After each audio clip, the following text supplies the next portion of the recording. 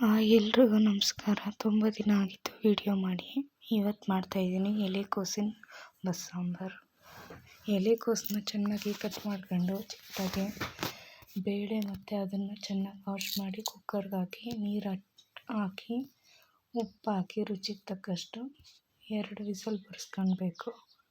ಮತ್ತು ಪುನಃ ಈರುಳ್ಳಿ, ಬೆಳ್ಳುಳ್ಳಿ, ಟೊಮೆಟೊ ಎಲ್ಲ ಕುಯ್ಕೊಂಡು ಒಂದು ಬಾಣಲಿಗೆ ಎಣ್ಣೆ ಹಾಕಿ ಇವನ್ನೆಲ್ಲ ಟೊಮೆಟೊ, ಈರುಳ್ಳಿ, ಬೆಳ್ಳುಳ್ಳಿ, ಕೊತ್ತಂಬರಿ ಸೊಪ್ಪೆಲ್ಲ ಫ್ರೈ ಮಾಡ್ಕೊಂಡು ಸ್ವಲ್ಪ ಗಸಗಸೆ ಹಾಕಿ ಫ್ರೈ ಮಾಡಿ,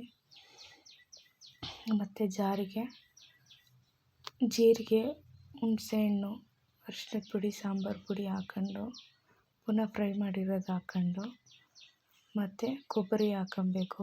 ಮತ್ತು ಬೇಯಿಸ್ಕೊಂಡಿರೋ ಎಲೆಕೋಸು, ತೊಗರಿಬೇಳೆ ಒಂದು 3 ಸ್ಪೂನ್ ಹಾಕ್ಕೊಬೇಕು. ರುಬ್ಕೊಂಡು ಚೆನ್ನಾಗಿ ಪಲ್ಯಕ್ಕೆ ಒಂದು ಬಾಣಲಿಗೆ ಎಣ್ಣೆ ಹಾಕಿ ಕರಿಬೇವು, ಸಾಸಿವೆ, ಒಣಮೆಣ್ಸಿನ್ಕಾಯಿ ಇಲ್ಲಾಂದ್ರೆ ಹಸಿಮೆಣ್ಸಿನ್ಕಾಯಿ ಹಾಕ್ಕೊಂಡು ಈರುಳ್ಳಿ ಹಾಕಿ ಚೆನ್ನಾಗಿ ಫ್ರೈ ಮಾಡಿ ಸ್ವಲ್ಪ ರುಚಿ ಹಾಕ್ಕೊಂಡು ಸಣ್ಣ ಉಪ್ಪು ಫ್ರೈ ಮಾಡ್ಕೊಂಡು ಎಲೆಕೋಸನ್ನ ಹಾಕ್ಕೊಂಡು ಚೆನ್ನಾಗಿ ಫ್ರೈ ಮಾಡಬೇಕು.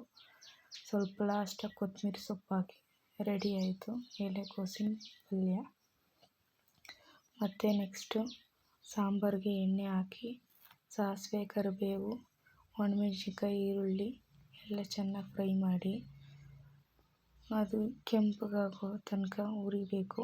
ಹುರಿದಾದ್ಮೇಲೆ ನಾವು ಮಸಾಲೆ ರುಬ್ಕೊಂಡಿದ್ವಲ್ಲ ಅದನ್ನು ಹಾಕಬೇಕು. ಸ್ವಲ್ಪ ಎಲೆಕೋಸಿನ ಬೇಯಿಸ್ಕೊಂಡಿರೋ ನೀರನ್ನೇ ತೆಗೆದು ಸಾಂಬಾರು ಗಟ್ಟಬೇಕು. ಚೆನ್ನಾಗಿರುತ್ತೆ ಗಟ್ಟಿಯಾಗಿ. ನೋಡಿ, ಮುದ್ದೆ ಜೊತೆ ತಿನ್ನಬೇಕು, ಚೆನ್ನಾಗಿರುತ್ತೆ ಸಾಂಬಾರು.